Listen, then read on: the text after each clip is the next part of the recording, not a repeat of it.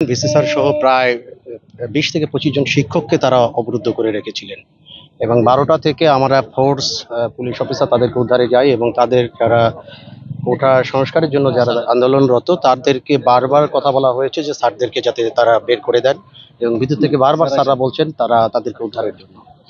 তো একটি পর্যায়ে আমরা তাদেরকে বারবার বলার পরেও তারা শুনতেছিলেন না এবং তারা আরো লোকজন বাড়িয়ে যখন স্যাররা ভিতর থেকে অত্যন্ত ইনসিকিউর ফিল করছিলেন এবং তাদের মত থেকেও আমাদের উপরে আক্রমণ করে, সেই মুহূর্তে আমাদের ফোর্স অফিসার মিলে স্যারকে আমরা তাকে যে অবরুদ্ধ করে রেখেছিল সেখান থেকে স্যারকে উদ্ধার করে আমরা স্যারকে তার বাসায় পৌঁছাই দিই। আমাদের কাছে এরকম আহতের কোনো ইয়া নেই, আমরা জাস্ট তাদেরকে এখান থেকে রেজিস্টার বিল্ডিং থেকে সরিয়ে দিয়েছি। আমরা যেটা জানতে পেরেছি স্যাররা যখন সিন্ডিকেটের সভা হয়েছিল এবং সভা শেষ করে যখন ইউনিভার্সিটি ভ্যাকেন্ট ঘোষণা করেছে, হলগুলো ভ্যাকেন্ট, তখন তাদের উপর আক্রমণ করেছিলেন। নগদের কাছে সব গ্রাহকই প্রিয়, তাই তো সারা দেশে ক্যাশ আউট চার্জ সবচেয়ে কম। তাদের গ্লাস ভেঙেছে এবং এই ভাঙচুরের এবং রেজিস্টার বিল্ডিং ভাঙচুরে অনেক স্যারই আহত অবস্থায় ছিলেন। আমরা কয়েকজন স্যারকে আমরা আহত অবস্থায় পেয়েছি এবং স্যারদেরকে এখন মেডিকেল সেন্টারে নিয়ে গিয়েছে, এটি আমরা জানতে পেরেছি, এটি স্যারদের মারফতে আমরা জানতে পেরেছি।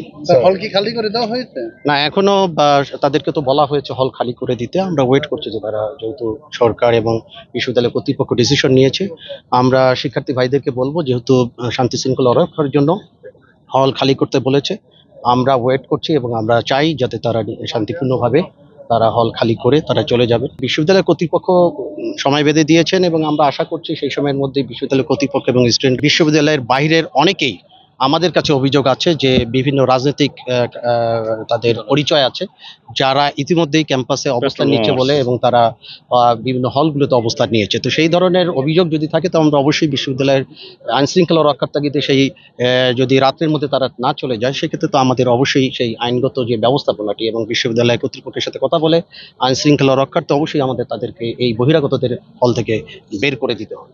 আমাদের কাছে এরকম অভিযোগ আছে যে অনেক বহিরাগতরা এই গেটগুলো দিয়ে ইন করছে এবং জায়গনের পিছনে গেট দিয়ে ইতিমধ্যেই কিছু বহিরাগত অবস্থান নিয়েছে। তো এই ধরনের মেসেজ আছে, আমরা এটা তলিয়ে দেখছি যে আসলেই খতিয়ে দেখছি যে তারা এটি কতটুকু সত্যতা। তবে আমরা আশা করি তারা বিশ্ববিদ্যালয় প্রশাসন এবং এলাকার বিশ্ববিদ্যালয়ের শান্তি শৃঙ্খলা রক্ষার্থে তারা রাতের মধ্যেই চলে যাবেন। আমরা রোডে যাতে সিকিউরলি যেতে পারেন, আমরা অনেক স্টুডেন্টকে যারা যেতে চেয়েছেন গাড়ি থামিয়ে তাদেরকে উঠিয়ে দিয়েছি। তারা যদি বিশেষ ব্যবস্থাপনা চায় আমরা গাড়ি বা টিকিটের ব্যবস্থা করে দিতে পারি, সেটি আমরা বিশ্ববিদ্যালয় প্রক্টর বা বিশ্ববিদ্যালয় কর্তৃপক্ষের সাথে কথা বলে এটি ব্যবস্থা করে দিতে পারি। এর বাইরে যারা আমাদের সাপোর্ট চাবেন আমরা গেটে অবস্থান করব, তাদেরকে আমরা সুন্দরভাবে পৌঁছে দেবো এবং আমরা সার্বিক তাদের যাতে সিকিউরলি তারা চলে যেতে পারে সেটি আমরা নিশ্চিত করব।